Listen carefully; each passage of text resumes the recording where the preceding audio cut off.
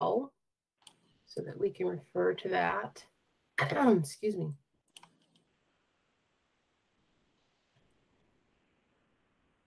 Okay. What is the correct agenda? I mean, the correct meeting link. The correct meeting link is, where is it? Sorry, I have so many folders open on my computer. I'm just navigating through. I apologize. The correct link is meet.google.com/PYR dash U as in uncle, I, P as in Paul, M as in Mary, dash V as in Victor, H as in Harry, E as in Edward. Okay. I think I was off by just one. Okay. Letter. Well, I will go ahead and if everyone has a copy of the agenda, the first thing that we're going to cover is call to order. So let me just do a quick roll call. So we have Noli. Yep. Jeff Downing. Marcus Battle. Sharon Coco. Liz Fisher. Anita Young. Karina Sanmiego. Therese Gaines. And Kathleen Lang Newman. And Sharon, did I already call you? Okay. All right. So with that, excuse me. All right. And the next item that we have on our agenda is to approve our previous meeting minutes. Did everyone have an opportunity to review them and to, if there are any comments, please let me know. Yes, Jeff. So under section 8, there's a part where I brought up the Patterson Ranch property. The notes are not clear. The comment was about that Ardenwood and Forest Park were over 1,000 students already, and understanding was they were impacted. And that was the reason for having a school built on the Patterson Ranch. Because as I understand it, those students go to Patterson. They're bused over to Patterson. I could be wrong on that, but that was always my understanding. Okay. So that was what the comment. That was under section 8, the number section 8. Yes, about 2/3 of the way down. Okay. It's the notes are not very clear, but that's what it. Okay, impacted. Can I add a comment when you're done? This is Sharon, when you're finished. Yes, go ahead. If memory serves, the assignment, is that me?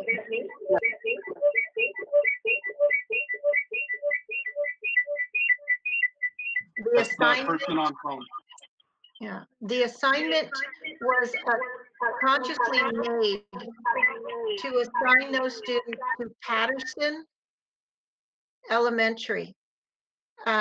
And part of that, I believe, and somebody can correct me, maybe Therese, maybe I don't know who else would have been around. The developers were asked to make, I'm not going to say a contribution, but to come up with developing a school in that area because of the number of residents in that development, in those few developments that were there, and they refused to do so.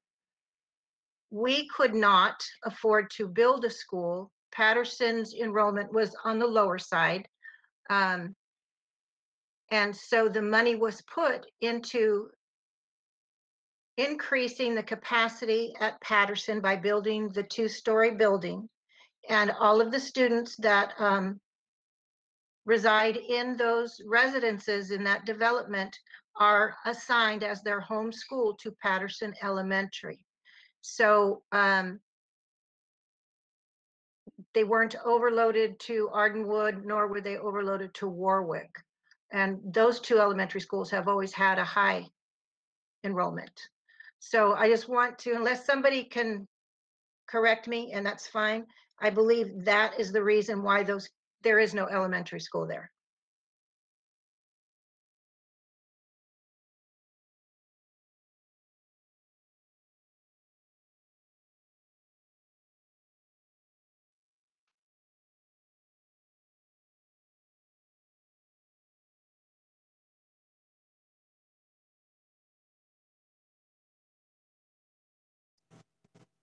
Kelly, you're at mute.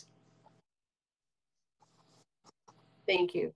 I just want to make sure I have this right. So Patterson Ranch School has enrollment of 1,000 students, and they are currently impacted. And the reason that we were conveyed the land was the intent to build a school. And that's what Jeff is talking about in that particular section.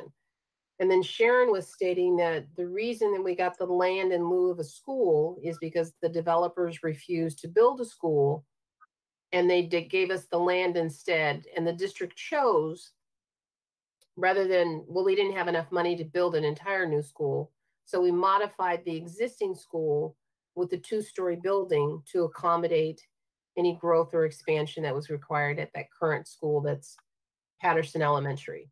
Right. And there was also, in addition to that, there was consideration, and it did go to the board several years back, to actually take that piece of property that was Patterson Ranch and put it into the Newark Unified School District. So, I mean, there was a lot. They went to Sacramento. They did lots of different things with that property and its use, and whether it was fit to build a school on, where it was and where it was located, and the easement and the access. And it's been a long haul there. So I don't know at this point what the board wants to do. That's just my recollection. Okay.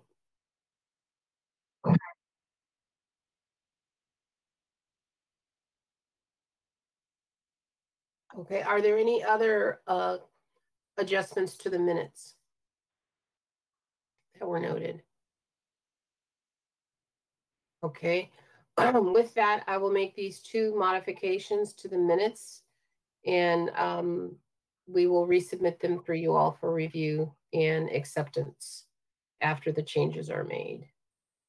All right, moving on to our next item on the agenda. If there's no other comments on the minutes, excuse me, there were specific questions, and we wanted to review some of those items that were brought up last meeting. So one in particular was the capacity. I have listed here capacity of the school, and then the ability for us to do a entitlement to the property. And so we have had, I don't know, Karina, did you want to speak to that, or do you want me to just kind of summarize what we've kind of gone back and forth over the last couple of weeks? Why don't you go ahead and summarize, Kelly? Okay. Well, in terms of capacity, the school currently, well, I shouldn't say currently, because we haven't used it in quite some time, but the last enrollment numbers that the district had for that site was 429 students. And that was from, oh, wow, that was back in 2013, 2014. And so we don't have any, of course, new numbers, because we don't, we haven't used it as a school site for quite some time.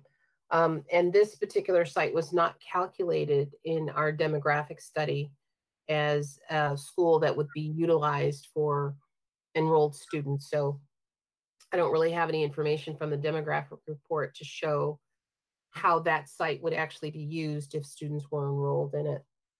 The other is that we did seek advice on entitlement, and we were advised that that is not necessarily the best option for us to pursue with this particular property.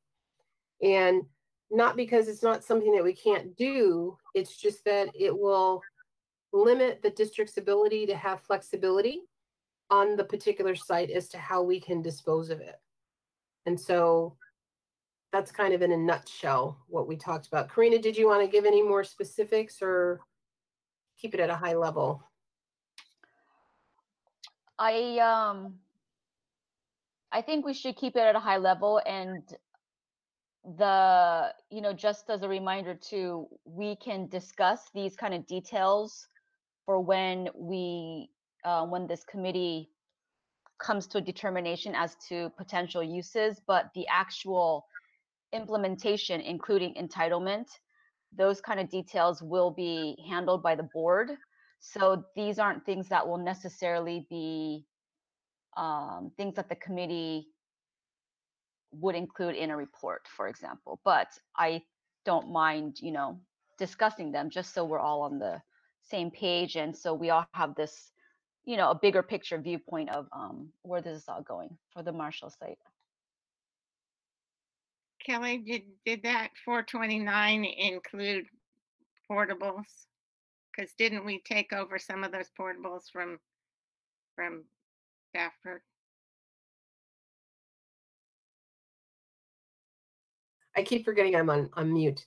Yes, it did include the portables, the 2 large portables in the front that are used for the kindergarten spaces.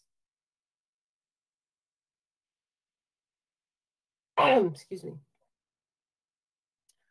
Are there any other questions that I did not address? But those were the 2 that I had specifically on my sort of table to try and answer for you all. Yes, Liz. So you put out the information on the history of the Marshall site. It appears it was built in 1964, which was pre-Leroy Green. So I'm presuming, because Rick's, which was built around the same time and is in the same area, that this was probably a developer-built school and not built with state funds. That information we're still working on trying to figure out. And I don't have an answer for you. Okay.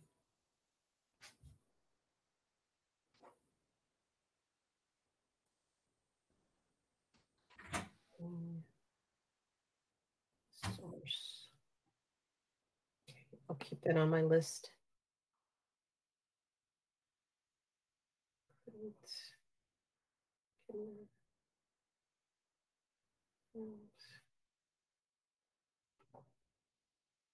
Okay.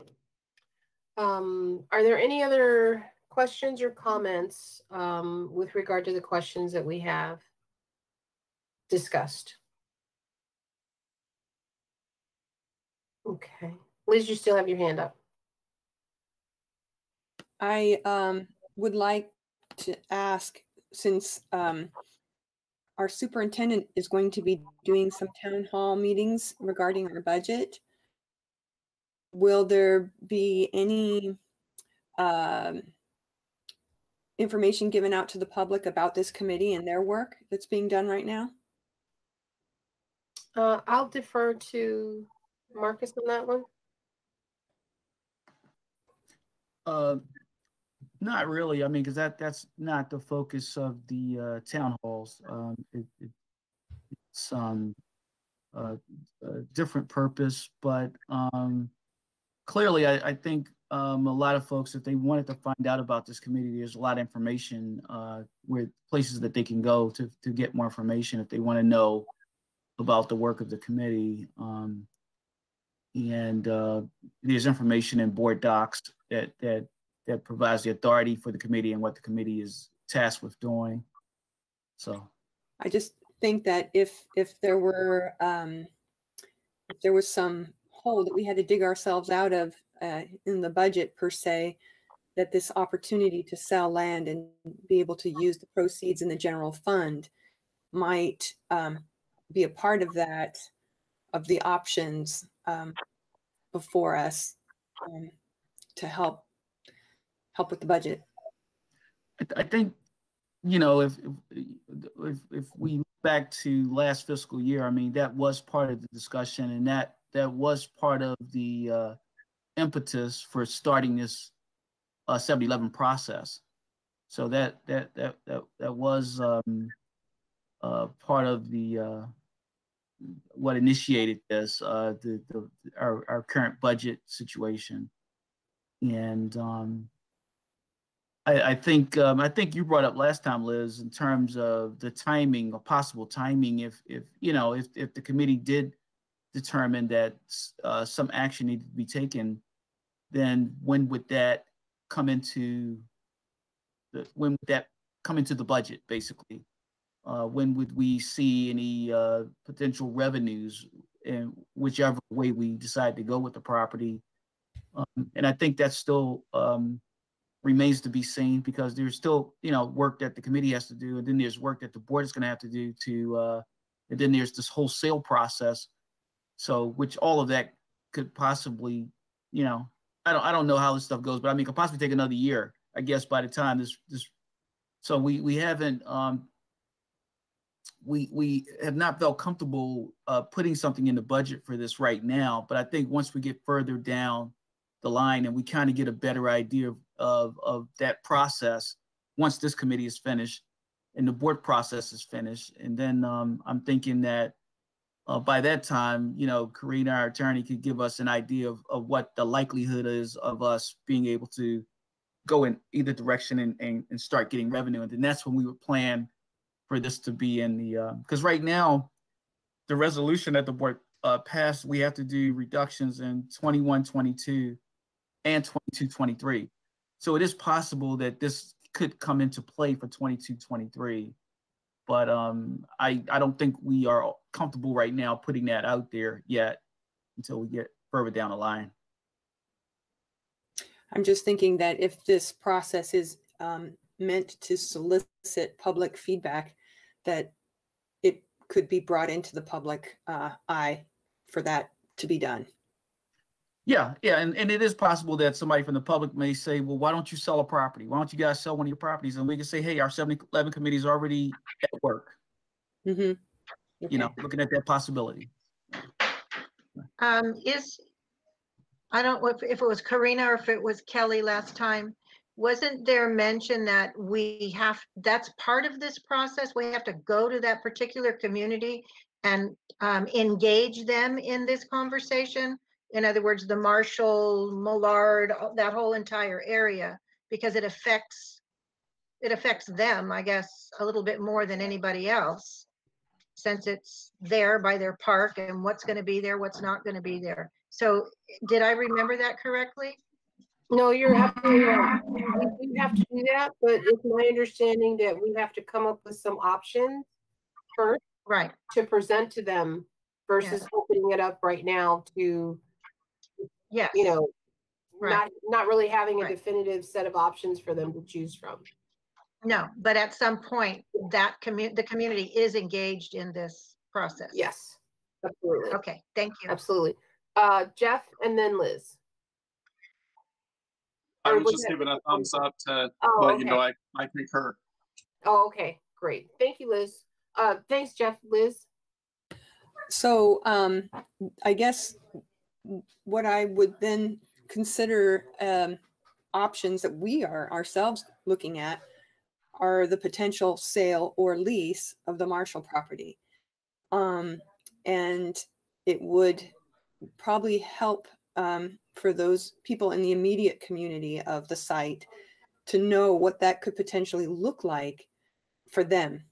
In that if we sell the property, there's nothing we can do in terms of how they might change it. I mean, it's theirs. They can demolish what's there and rebuild it and do something else. And but if we lease it, it's most likely going to stay the same kind of building that it is, maybe with some improvements or what have you, but it will probably be less change. And who knows, maybe the community would like to be able to weigh in on that. I think that's what the intention of our committee is for us to actually look at those options and vet them before they're actually presented to the community. and have all of the options that are credible and feasible for execution be presented to them for them to give input on.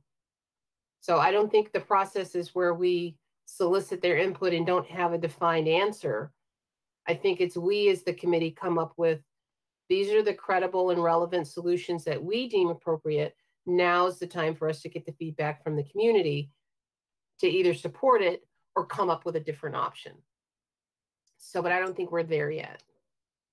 We're getting there, slowly but surely. So I'm just going to chime in. I tend to be a timekeeper in meetings, and I know we're about halfway through, and we need to get to the point of reviewing the recommendations. Okay. Well, the other item, if there's nothing else on this one, let's go ahead and go to item 5, which is reviewing the real estate report. So Dutra Real Estate provided us with a summary, a real estate summary of what the potential appraised value of the property is, and then what the options are of comparable sites in the area would, I guess, yield, and then looking at leasing versus selling. So this is the report that was provided to you all as well in the folder. So let me go ahead and grab that, and we can kind of go through it together pretty quickly. Where did it go? And it's called the Marshall Proposal. And I'm going to go ahead and pull it up, and I'm going to share my screen with you all. Present now. Present the window. Oh, that's not the right one. Sorry about that. I don't know why. Entire screen.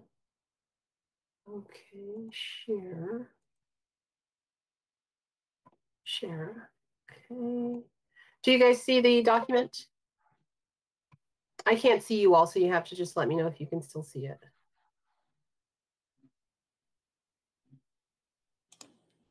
I can see it. Yes, okay. So here is from Dutra Enterprises, stating that they have put together a proposal for us to review for the Marshall site, which is 2.62 acres. They found comparable sales in the area. There was a school sold recently, and item bullet number 1 says that there was a school sold recently on Chapel Way, and they believe the sales price for that property was $7,500,000 or $3,750,000 per acre. Since it is a 2-acre site, it is in the Irvington district, and there were multiple options on it, and it was a relatively flat piece of property. The zoning. Kelly, I'm sorry. Are you able to make it bigger? Because I'm sure if anybody is trying to look at that. Sure. Let me see. How do I zoom on this thing? Let's add a comment. Nope, that's not it. Hold on. Let's see. Isn't it something at the bottom? If you put your cursor down here, something type of. If you have the window open, just press Control plus, and then the plus sign, and you should be able to zoom in. Oh, there it was. It popped up. Control plus will zoom in, and Control minus will zoom out. Okay. Thank you. Oops. Control plus. Oh, it disappears all the time. Kelly also put a link to this document in the chat, so if anybody wants to open it in another window, do a split screen, okay, you can do that as well. Is this much better at this size? Yeah. Okay. Okay. So here is the other item. Oh, it's not very good. I'm sorry, guys. My mouse is so sensitive. There was another piece of property that sold for $4 million at 3800 Adams Avenue in the Irvington district. That site is just over 26,200 square feet. And there is a plan for 11 townhomes to go on it. The other property that was reviewed was a church property in the Irvington district on Roberts Avenues, which is 2 acres in size.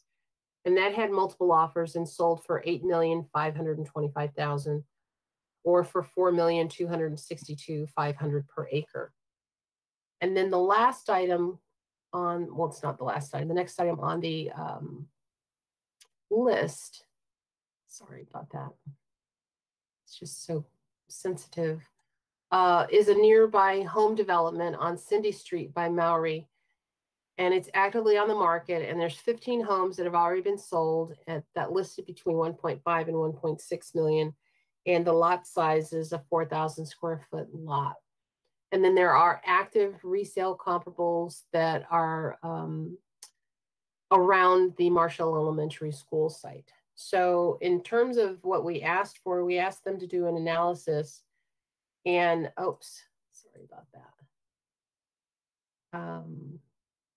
The parcel of land, if it is sold as estimated, it can sell for between $4 and $5 million per acre, or between $10,480,000 and $13,100,000.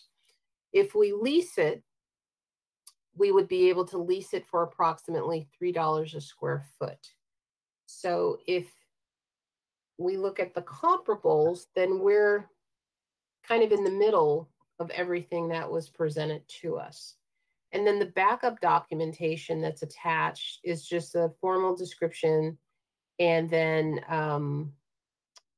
their analysis as to what will happen if we do a lease.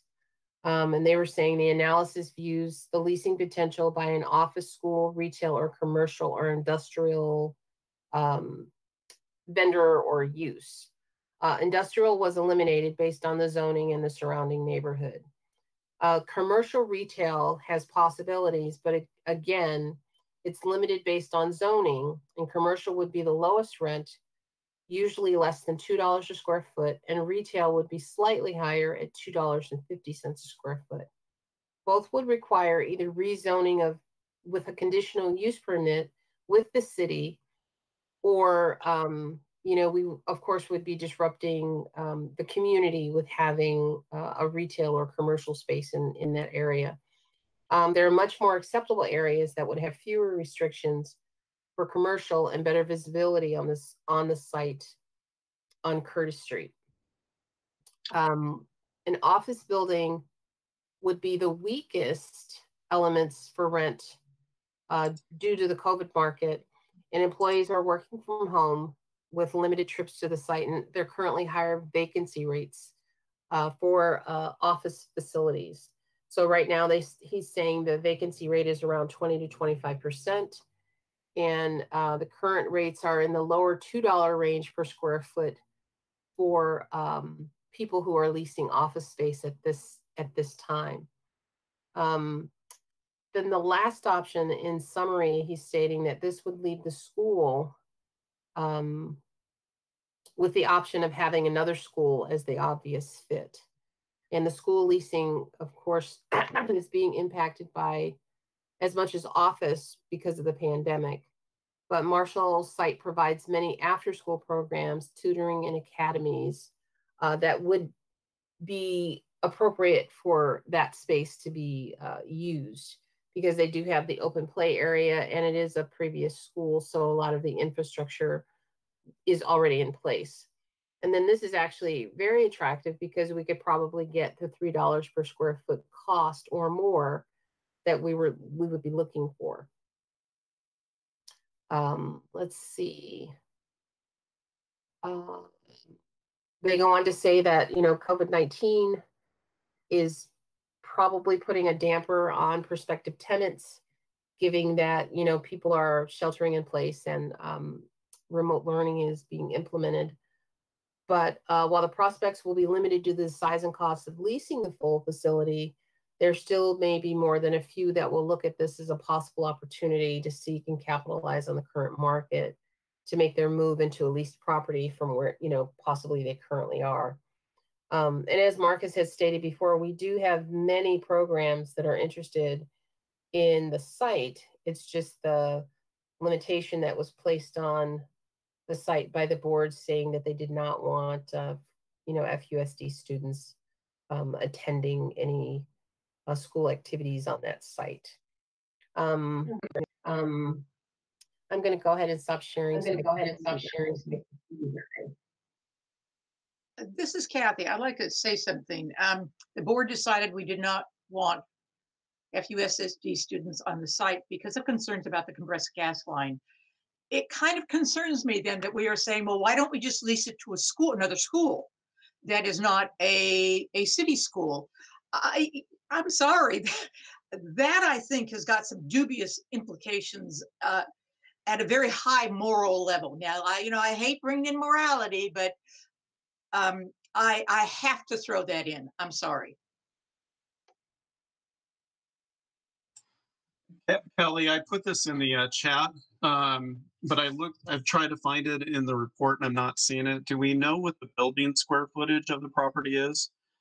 And with that, what the square footage of lot sizes that doesn't have buildings? Because typically when we're leasing out, you've got one price for buildings, so that $3 a square foot would probably be the buildings, and then your lot size might be like $1.50 a square foot or whatever it may be. So to determine what our leasing is going to be, it feels like we're missing information. It just shows the on the report, it does, unless you see it, but on the report it just shows the total size of the land area, which is about 87,000 square feet. Right, which means that we'd be getting like 100 and some thousand a month if we leased it out. So to answer your question, let's see, am I still on? I'm still muted. No. To answer your question, in the folder that I shared with you guys, there's a couple site plans that show what the square footage is for each one of the buildings and then the overall site itself. So if you look at the Marshall site plan dated 11/13/2020, it gives you the overall square footage of each one of the buildings. So okay, I see that. I see that now. Let's see, 23. We're probably just with our main buildings, close to 70,000 square feet. And then if you include the portables, each one of the portables is 10,000. No, what does that say? Oh, no. So with the administration building and the kindergarten buildings, which include the portables, you have 23,500. And then if you look at building 2 and building 1, those are each 23,500. And then you have a play structure, and then each one of the portables is a little under 1,000 square feet each.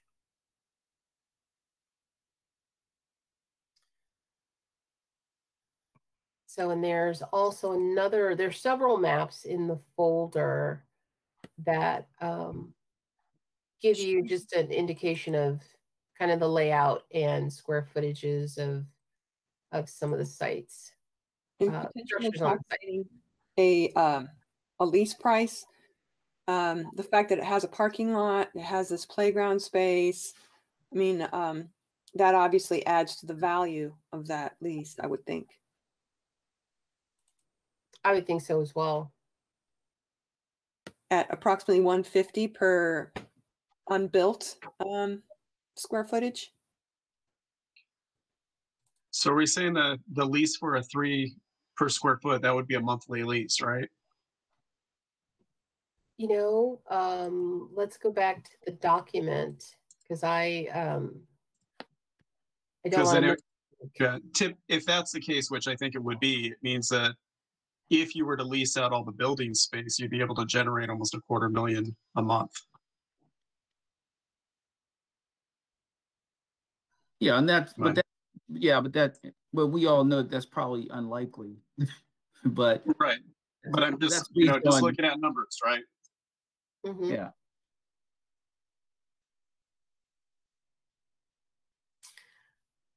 Yeah, they don't really speak to this in this analysis, but if we go to page 6 of the real estate report, they do options of what a quick sale would look like, what a longer term sale would look like, and then also our lease considerations and some of the things that we should look at if we're looking at, you know, an annual lease or a long-term 5-year lease, or 5-year with options for renewal, and different, you know, terms of, I guess, rates of square footage cost based on whatever lease arrangements we come up with. Excuse me. Kelly, I think Liz had a question. Okay. How much did the Stratford lease it for? That I don't know. Marcus, do you remember offhand, or Therese? No, I don't know, because that was before my time. Yeah, same here. I'm not Therese, sure. do you recall it all? I know it was substantial, Well, let's unmute her. but I don't recall. But it ought to be easy to find. Yeah. And another question, in the site information, there was mention that the site retained its commercial zoning, and so I'm assuming that would mean it has to be commercial, or does that mean it could potentially be like sold as residential or mixed use? I believe that we have the ability to sell it as is, and whoever purchases it would have to then go through the process of rezoning it based on whatever use they intend to use it for. But please, you know, tell me if I'm wrong, Karina or Marcus. I don't think that we take on that responsibility when we're the seller of the property to try and rezone it for whatever, you know, future use would be. Mm-hmm. Right. That's correct. Sorry, I just found the rental for Marshall. The annual rent was $626,000 plus a 3% annual increase.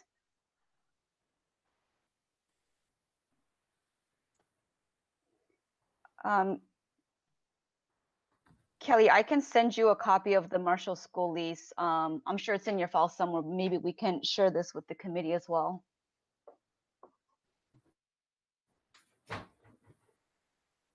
That would be great, because I didn't find an actual lease. The only thing I found were drafts of the actual agreement, but nothing that was executed. So that would be great. Okay.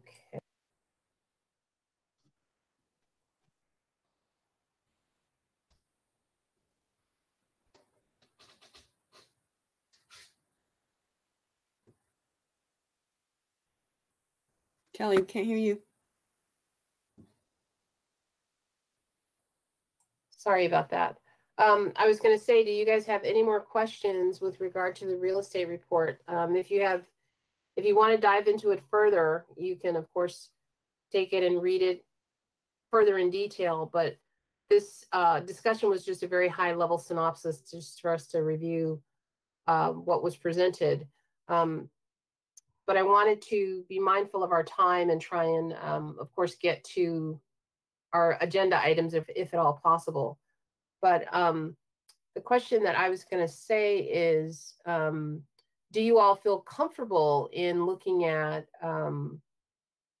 really starting to put down considerations for recommendations at this point for us to sort of evaluate and deal with at our next meeting, which would be item number 7.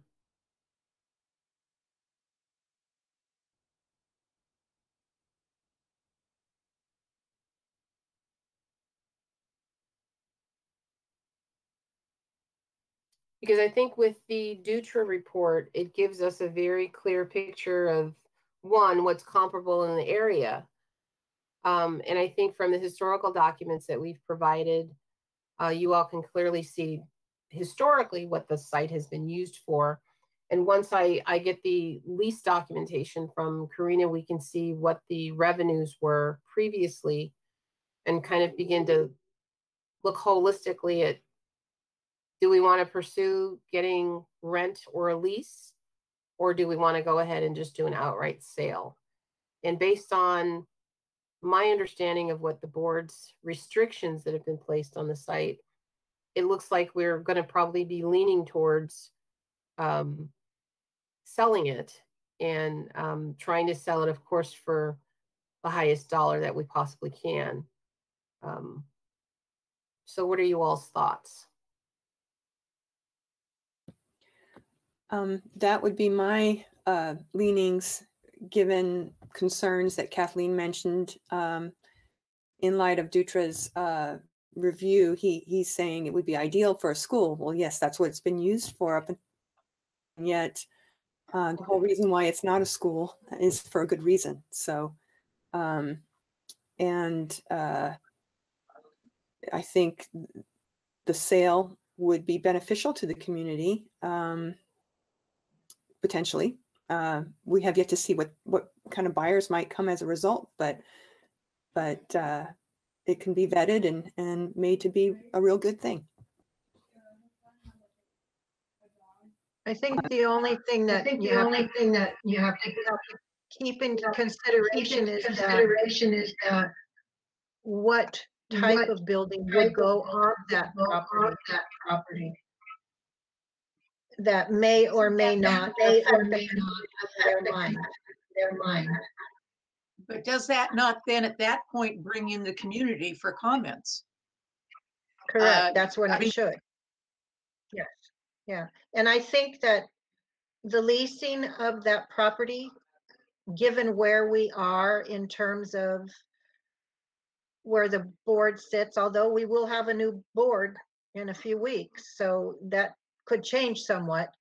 Not wanting students on that, and I think that goes for whether they're our FUSD students or whether it's a preschool that goes in there or whatever, just having students in general on that property along the same lines as what Kathy was saying. It just doesn't seem to me that that's something the board would be inclined to do, to lease to a school, but I don't know. Well, Sharon, I think that's a legal question. And I think we did ask Karina and her company to look into that, whether or not the board could legally restrict Right. purchaser from utilizing the property as they saw fit. Yeah, and I don't think we have that, but I don't know. I don't know that would be our right. Definitely with the lease. I know we can with the lease, but with somebody buying it, I don't know if you can restrict your right. And yeah, and I was referring to the lease as it probably not being the best recommendation or option just based on where the board is. I mean, I guess we could, I mean, if we're talking about scenarios, I mean, I guess if that's not a possibility to restrict the use if we sell it, then, I mean, I guess there's a lot of options that the board could take in that regard, other options. But I just think that this group needs to just make the best option with the best information that you all can present it. Right. Yeah. And then the rest of it, I guess. Agreed. I agree. Yeah.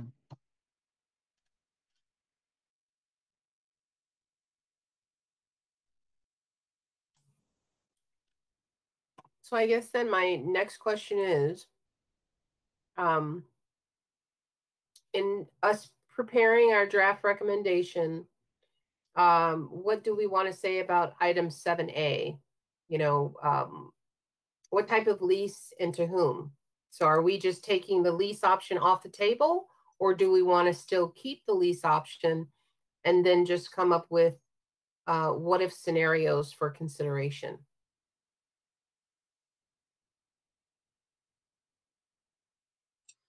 I'm just looking at the cost, trying to think of it from a business perspective. I don't think that we would get $3 a square foot based on what the school was being, if the school's paying $624,000 a year. I don't think we're going to be able to generate a $3 a square foot for those buildings. And so my initial thought is that we're probably going towards a sale. But yeah, so I don't know if we can, I don't know if it's realistic to look at the leasing price the way that it's been presented, that it's something viable. Kelly. Yes. I- Who else had I a think- question? Oh, Therese. I think if we are leaning towards sale, it would be better to present one recommendation and then just, looking into leasing could be just a footnoted consideration if the sale idea falls flat. Okay. All right, and I believe Noli, you had your hand up. No, I was just agreeing to what Jeff was saying. I'm personally inclined to just selling it because renting, there is Kathleen's concern. I totally agree. It's kind of hypocritical to, expect the maximum rent for this to a school, which is basically why FUSD is trying to get rid of or stay away. Mhm.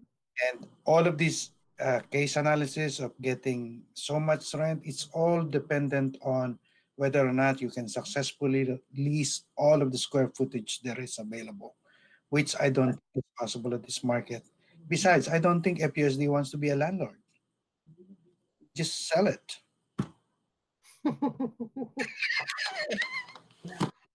You I know? have no comment. I am impartial. Jeff, you had your hand up. And then I forgot what I was. I think ideally, and we've talked about it in this group. I think ideally it's a school for us, or there's never going to be a school on that property because of the gas line. Then we need to consider moving forward with it, with getting rid of the property. But the question that I had is looking at trying to get the biggest bang for our buck on that property. According to the analysis, it said it's probably an 18 to 24 month sale. And in that, it sounded like the penalty was we were going to start being assessed a penalty within that time frame. If it goes into escrow, would Fremont not be assessed a penalty? Well, that would be a question. One of the strategies that we're considering, we will not be assessed that penalty if the district is actually utilizing the site during that period of time. So one of the things that we're doing is part of our facilities team and part of our M&O team will be occupying the site next year, as well as some of our consultants. So then it becomes a site that is now being utilized by the district for district function. And so that exempts us from having that assessment being placed against us because we're actually utilizing the site in a very limited capacity, but we're still utilizing it. So that's one of the strategies that business services and facilities has been talking about and coordinating with M&O to actually have that happen. So we'll definitely see someone occupying the site within FUSD's own folks within the next, 6 months or so. Hopefully when we're out of shelter in place, we can really fully utilize it. But for right now, that's the intent of what we're planning on doing to offset that.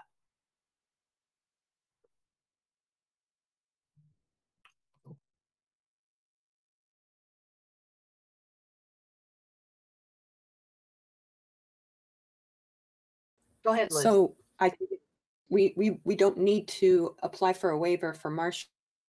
However, the horse property and the Patterson Ranch property are also going to be assessed a fee in short order as well. Would it be prudent to apply for waivers for those two properties? Karina, I'll let you answer. So, well, I know we're trying to focus on Marshall now, and I know, Liz, you're trying to anticipate, next steps with the other parcels, but I think we have to still go through the whole process of has this committee determined the site to be surplus to the district's needs? Because I think there are ideas floating around specifically for the horse properties. So I think we need to make that determination first by statute. And then from there, talk about potential uses. And if that one ends up being, well, we're not sure, then, a waiver could be an option. But I think with the horse property, it's such a big site that there are probably other options available. But prematurely going through a waiver also, it is difficult to undo. So that's something that we have to, be careful about.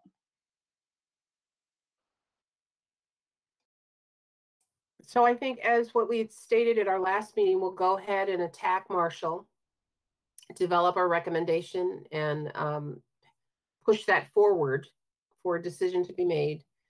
And then we will also then attack the horse property and the other parcel in order that we had determined, so that hopefully by the end of the school year, we will have come up with some recommendations for all three as to what the best options are for us to move forward. But the Marshall property is our first priority right now for us to go ahead and move forward. And as Marcus said, it'll probably take about a year or so for us to really even see any of the execution of whatever decision is made with regard to that property. So the better, I should say, the sooner we make our recommendation, the better it is, because then it starts the clock for the execution on whatever strategy or whatever activity we're going to be doing can begin. So with that, Should I make a motion? I was going to say, do you want to make a motion to go ahead and begin to choose the option of sale, and to go ahead and start drafting our recommendation to the board for our next meeting? Correct. That's what I make a motion. Aye. 1, 2, 3. 1, 2, 3. Jeff? Aaron? Therese?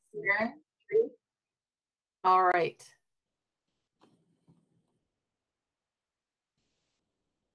Oh, she's muted. I couldn't hear the question. There was too much reverb. Oh, we wanted to know what your vote was on preparing a draft for the property to be sold. Yes, I'm in favor of the motion. All right, the motion passes unanimously. Oh, did somebody second it? I second it. Okay, Noli seconded. So the motion passes unanimously to go ahead and prepare a draft for the Marshall property to be sold. All right, so that was easy, guys. The next item is item number 8, which is set a scheduled date for our meeting in the future. So we have, I had in my notes December 10th or December 17th, but I couldn't remember if we had decided on which day because the holiday was impending upon us. So yes, Liz. So I need to send out a meeting invitation for December 3rd. Oh, December 3rd. Was there some reason we chose December 3rd over the 10th or the 17th? Do you guys recall? It was recommended by Jeff because he said then there is another chance that to add another December meeting, right, Jeff? Yeah, we did the third. We were trying to figure out how many meetings we were going to need to get in to get this recommendation, and we didn't want to be squeezed with not enough. So we did the 3rd for our next meeting, which would give us another date if we needed it in January for the recommendation on the Marshall site to go to the district by January. Okay. Well, I think since we have all agreed that the sale is the best option at this point, we can probably go ahead and have the draft ready in December and have it ready for review in December, and then we can present it at the second board meeting in January to the board, if that is an open schedule. Would you like to move the 3rd, or I can make a recommendation that we move the 3rd to the 10th to give you another week to draft it? I think that would be great. And then we can hold off on our discussions for the other 2 properties for January. Correct. Yeah. Because nobody wants to meet on the 17th. We're too close to them. And by the look at Marcus's background, I got a feeling he might be going to the Mediterranean and getting out of here. In his mind only at this point. We're not going anywhere. We can dream. We can dream. Well, We can get him artificial. What are those things you put over your eyes? The video VR? where it makes you feel AI. like you're in, yeah. You can feel like you're in the place and be there in real time. I'll bring an Oculus over to the district office sometime and we'll see if you guys get dizzy. So, anybody going to second the motion for the December 10th date, moving from the 3rd to the 10th? So Therese seconds it. And vote. I second it. Okay. So Works for me best. it is agreed by all that we will move the meeting from December 3rd to December 10th. Okay. So I will work with the team to draft the recommendation for you all to have for review on December 10th. Then we'll go ahead and review that and prepare our final recommendation for submission to the board for the second board meeting in January. Because I know the first one we're pretty heavily impacted with some other have to kind of stuff. So I think we have a little more latitude with the latter part of the month. And then they'll, of course, decide whether they're going to review it or not and punt it forward if necessary. So, but all right. All right. Well, are there any other questions? Yes, Karina. So before we go to the board, though, remember, we still need to do those community hearings. And I didn't hear anything about scheduling that in December. I am going to work with you and Marcus for us to go ahead and do that.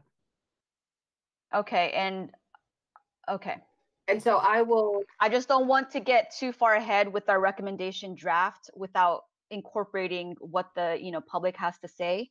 Well, I want to find out also, how far in advance do we have to give notice for public hearings or community engaged meetings? Can we just call it like a week ahead and say, hey, next week we want you to come join us and blah, blah, blah, blah, blah? Or do we have to say, hey, we have to post this 2 or 3 weeks ahead or a week, whatever the requirements are? I think a week, especially in the month of December, you might get some pushback, people saying, I didn't see it, whatever, I'm not going to be here. So I would think at least a 2-week notice. It may not seem that big to us, but it will be to them. Okay. Well, So that's just my 2 cents, that's all. Well, what I'll do is I'll look at the calendar and put some dates together, because I believe that, I don't know, Marcus, do you think the superintendent would want to be at any of those? Oh, I don't did he know. leave? Okay. Oh, where is he? Oh, there he is. Okay. I'll find out, and then we can plan accordingly to try and have something in the month of December with regard to what the calendar will look like and everybody's constraints. So Liz and then Jeff. This is why I brought up the town halls that were being planned, because I thought maybe this might come up as our recommendation that's going before the board. And if he has a particular town hall scheduled for the Kennedy area, this would be part of that conversation for that.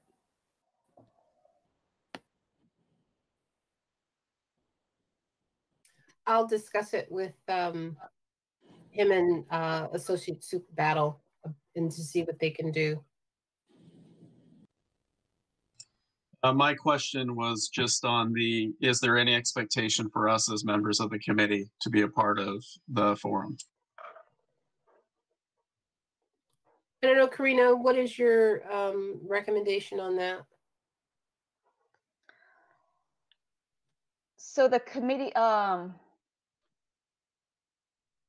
it can go either way, but the way the statute reads is that the committee shall, they say, provide for hearings. So basically conduct hearings within the community to receive input. So I think to the extent that, you all can be available virtually, that will most likely, benefit the overall recommendation in the end. Okay. So I guess that's a yes. I guess that's a yes. Yeah, that's my legal response. Yeah. I guess that's a yes, we do have to participate. So yeah, let me get with superintendent's office, find out when those town halls are and see where there's opportunity for us to piggyback, or either maybe just create our own schedule and just, you know, right off into the sunset on our own. But I'll let you guys know within a week what we can do, and then look to get some information out to the community within the first no later than the beginning of the second week of December, so that we're in the early part of the month. And then once we draft our recommendation, then we can host whatever meetings and things like that, and provide them the opportunity to provide input. So, okay. Anything else, guys? Nope. Alrighty. Oh, Kelly, Well, sorry. yes, Can Marcus and Kelly, can you both stay on after the meeting? I was Just the just three going of to ask you the same thing. Okay, thank you. All right, guys. Well, thank you all so much. And once again, thank you for your time and your commitment and serving on the committee and doing the great work that we're doing for your community. So you all have if I don't talk to you, which I probably won't, have a wonderful Thanksgiving. Don't get food poisoning and stay well. And all that, you know, you always have the stories of somebody that, oh my God, I got so sick over Thanksgiving because I either ate too much food or ate something bad. So I'm just putting it out there. Have a fabulous, fabulous holiday and stay well. Same to you all as well. Okay. All right, everybody. Bye. Bye.